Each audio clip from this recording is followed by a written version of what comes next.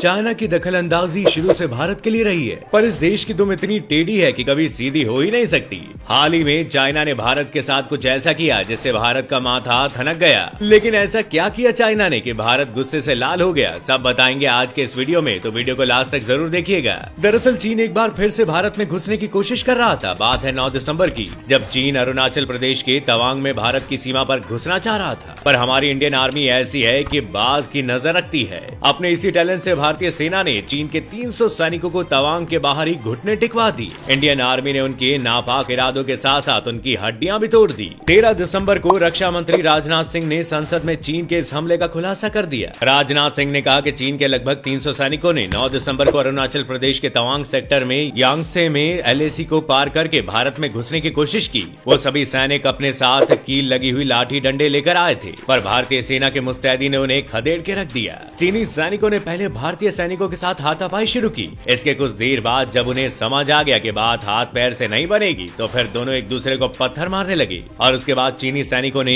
कील लगे डंडों से वार करना शुरू कर दिया। पर भारतीय सैनिकों ने हार नहीं मानी। खास बात ये रही कि हमारे इंडियन आर्मी के जवान चीनी सैनिकों से संख्या में काफी कम थे, पर हमले की खबर मिलते ही तुरंत बैकअप LAC तक पहुंच गई और चीन के सैनिकों को पीट कर उन्हें उनकी पोस्ट पर वापस लौटने पर मजबूर कर दिया गया। इस दौरान दोनों ही देशों के किसी भी सैनिक की मौत तो नहीं हुई, पर कुछ सैनिक घायल जरूर हुए। इस झड़प में चीन के करीब 10 से 15 सैनिक घायल हुए, लेकिन चोट तो इंडियन आर्मी के जवानों को भी लगी। इनके 6 सैनिक ही थोड़े घायल हुए। बॉर्डर पर मुंह की खाने के बाद और ये सोची समझी साजिश नाकाम होने के बाद भी पहले तो चीन काफी टाइम तक चुप रहा, पर भारत के रक्षा मंत्री राजनाथ सिंह और भारतीय सेना के बयान के बाद अब चीन की सेना की तरफ से भी बयान आ गया, जिसमें हमेशा की तरह चीन ने एक बार फिर अपनी चालाकी दिखाते हुए इस पूरी झड़प का ब्लेम भारतीय सेना के जवानों के सर पर फोड़ दिया है। चीन की सेना का कहना है कि कुछ भारतीय सैनिक अवैध तरीके से चीन की सीमा में घुसने की कोशिश कर रहे थे। उन्हीं को रोकने के लिए चीनी सैनिकों की तरफ से ये कार्रवाई की गई थी, पर फिलहाल बॉर्डर पर सब कुछ ठीक है। चीन चाहे कुछ भी कह ले, पर उसका झूठ समझना दुनिया के लिए ज्यादा मुश्किल नहीं है, क्योंकि ऐसा पहली बार नहीं है कि चीन ने इस तरह से हमला किया है। ऐसी गिरी हुई हरकत चीन पहले भी कर चुका है। 2020 में भी इसी तरह से 2 बार चीन ने झड़प शुरू की थी और 2020 में गलवान घाटी में झड़प हुई थी। पहली बार 21 मई 2020 को चीन ने ये गिरी हुई हरकत की और इसके बाद 15 जून को चीन ने फिर से और बड़ी साजिश के साथ वापस ये लौटा था और इस बार इस झड़प में भारत के 20 सैनिक शहीद हो गए थे। वहीं चीन की तरफ से कितने सैनिक मारे गए कंफर्म तो नहीं हुआ,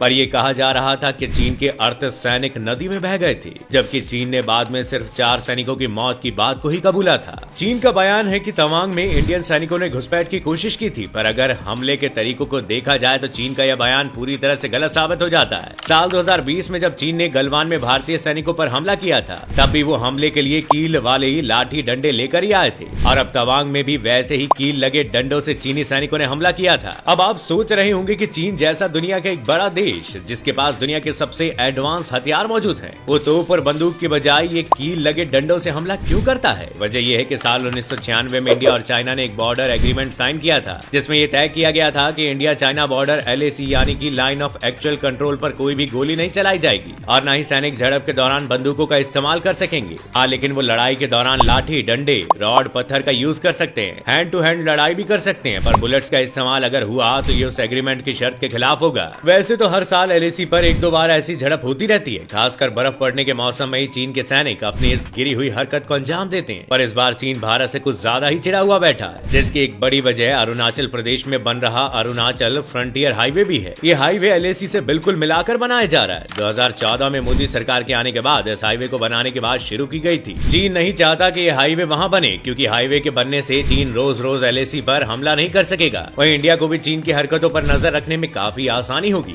अगर कभी चीन बड़ा हमला करता भी है तो इस हाईवे की वजह से इंडियन आर्मी को चाइना बॉर्डर तक पहुंचने में बहुत ही कम टाइम लगेगा। चीन सर्दियों में ही इसलिए हमला करता है क्योंकि बर्फ की वजह से कई रास्ते ब्लॉक हो जाते हैं, पर हाईवे बनने के बाद यह प्रॉब्लम भी सॉल्व हो जाएगी। दरअसल कुछ दिन पहले ही सड़क परिवहन मंत्रालय ने इस बात का अनाउंसमेंट किया था कि अरुणाचल फ्रंटियर हाईवे को बनाने का काम काफी तेजी से चल रहा है और शायद यही वजह है कि चीन की सेना में खलबली मची हुई है और इसलिए चीन ने अपनी ये नापाक हरकतें करना शुरू कर दिया है। पर भारत चीन के इन इरादों से पहले ही वाकिफ था, इसलिए इंडियन आर्मी के जवान पूरी तरह से बॉर्डर पर तो मुस्तैद थे ही, साथ ही साथ खबर मिलते ही तुरंत वहां बैकअप भी पहुंच गया। यही वजह थी कि चीनी सैनिकों को दुम दबाकर अपनी पोस्ट पर वापस भागना पड़ा। उम्मीद है कि भारत के मुंह तोड़ जवाब जवाब से चीन को एक सबक मिला होगा। वैसे आपको ये वीडियो कैसा लगा हमें कमेंट करके जरूर बताइएगा। वीडियो को लाइक और शेयर करना ना भूलिएगा और ऐसी और वीडियोस के लिए हमारे पेज को फॉलो जरूर कीजिएगा।